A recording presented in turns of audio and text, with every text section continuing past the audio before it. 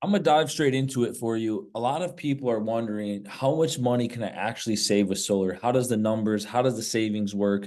Is it actually worth it? So I just pulled up an example of someone I literally just helped them out yesterday. This is their specific home and their numbers.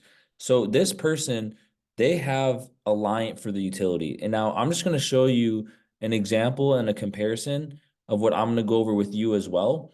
I'm going to show you what is your average utility bill and how much is your solar payment. So this person, this homeowner, their average utility bill with the Alliant is 283 a month. If they go solar, their solar payment is 254.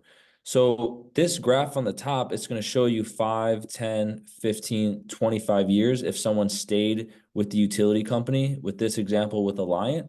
If they continue to rent their power, so in 5 years, it's going to be 421, 10 years, 619, and then 15 years, 900, where if they go solar, their solar payment is 254. So right away, they're already saving $20, $30 a month. And as time goes on, that's when they see the most amount of savings. So as far as how did we get to these numbers, the 5, 10, 15-year example? So we can't predict the future. Like if we could, I totally buy a lottery ticket. But how we came up with these numbers is over the past 20 years in Iowa, the utility company, they've been raising the rates on average 8% every single year for the past 20 years. So if you have Alliant in 2024, they're actually doing a 13% rate increase this year for 2024. And they also are doing another 13% rate increase for 2025. So if there's a double-digit rate increase in the future, which there's more likely there's going to be multiple double-digit increases, but we're going to be conservative. And this is a 8% compounding year-over-year increase. So if the utility company raises the rates 8% year over year, 283, solar payment is 254. As you can see, 5, 10, 15 years, it's going to always go up. So it always goes up, it never goes away. And then with solar, you have a fixed payment of 254. So on the right side, you see where it says 25 years and then it's free. So what that means is the longest term for a mortgage is 30 years to have the lowest payment. So with solar, the longest term you can do is 25 years. So after 25 years, your system is completely paid off, and then you don't have any solar payments. You're just running off that free electricity. And I know you're thinking, what if I want to pay this off early? You can. There's actually no prepayment penalty if you did want to pay it off early. Most people don't, just because at the end of the day, they either have to pay the utility company or they just pay for their own solar system. So that's the payments and that's how that works. And then as far as the tax credit, so for this homeowner, their specific tax credit was 15,000 and then their increased property value is 20,000. So for the tax credit, whenever the government is giving out money, there's always strings attached, right? So the government just isn't going to write you a check for 15,000. So this is how it works. In order to get that 15,000, number one, you have to be the homeowner. Number two, you have to pay federal income taxes.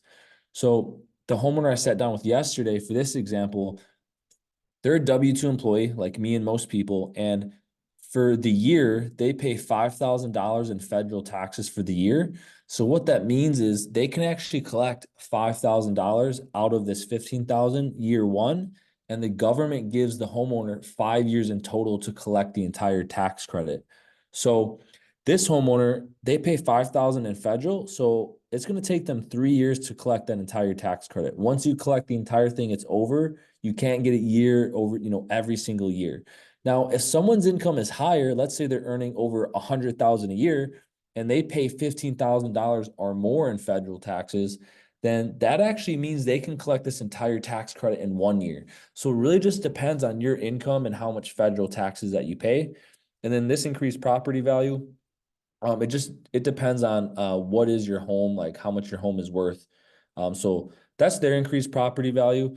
And the tax credit is 30% up until 2032. And some people, they decide to go solar because they want to save money, the short-term savings, the long-term savings.